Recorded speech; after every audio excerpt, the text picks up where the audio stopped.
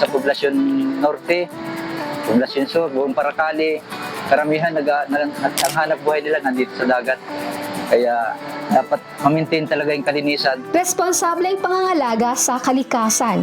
Ito ang panawagan ng opisyal ng Barangay Batubalani sa bayan ng Paracales sa Camarines Norte. Sa isang komunidad na ang ikinabubuhay ay ang pangingisda, mahalaga ang mapanatiling buhay ang dagat upang may maibuhay rin sila sa kani-kanilang pamilya. Magagawa lamang ito kung laging magtutulungan para laging malinis ang kapaligiran.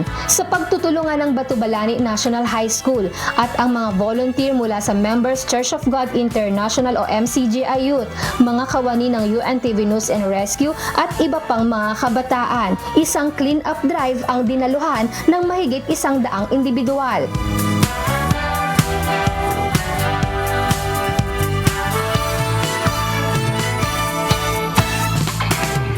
Malaking bagay, ma'am, sa aming taga rito, taga Paracali, malaking bagay sa baybayin ng Paracali.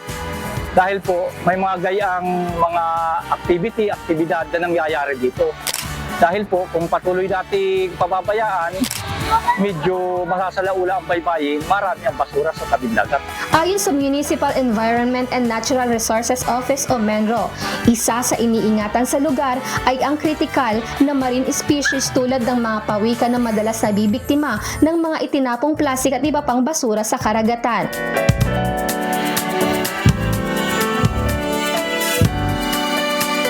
Gusto ko iparating sa kanila, pangalagaan po itong tabing dagat upang mas lalong yumabong, rumami ang isda or sa mga naninirahan sa tabing dagat, sa dagat, sa parte ng mga species, pawikan, para walang makain silang basura o plastic ban. Kaya kailangan laging sinupin, linisan ang tabing dagat, ang karagatan.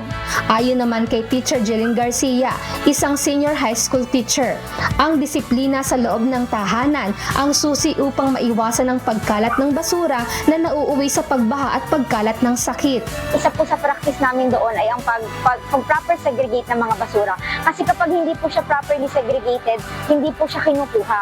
So siguro, kung kakayanin or dapat po kayanin, simulan natin sa bawat isa sa atin na kung maaari, paghiwalayin ang nabubulok at hindi nabubulok para po mas madali ang pagkuha at pagkolekta ng basura.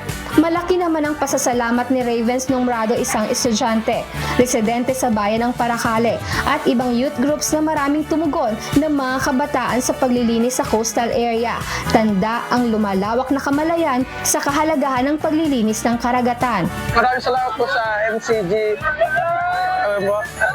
sa libre pong pakain at sa tulong na rin po sa paglilinis po. Napakahalaga po mapangalagaan ng ating kalikasan kasi ito po yung, kumbaga, yung tahanan natin, nagbibigay sa atin ng maraming pangangailangan natin sa araw-araw. Katulad po nung ginagawa po natin ngayon, paglilinis sa tabing dagat, which is nakakatulong sa mga yamang dagat na nagbibigay rin sa atin ng supply ng pagkain sa pang-araw-araw. Sumama po kayo sa gawain kasi napakasaya po sa kalooban, napakasarap sa feeling, lalo na naglilingkod tayo. Isa sa mga nanguna sa aktibidad ay si Teacher Cristina Avila na siyang proponent ng clean-up drive sa baybaying dagat sa bayan ng Paracale.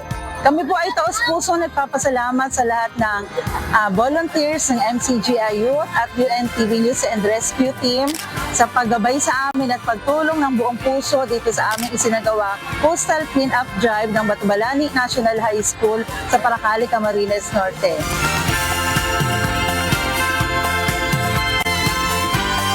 Lizel Nael, UNTV News and Rescue.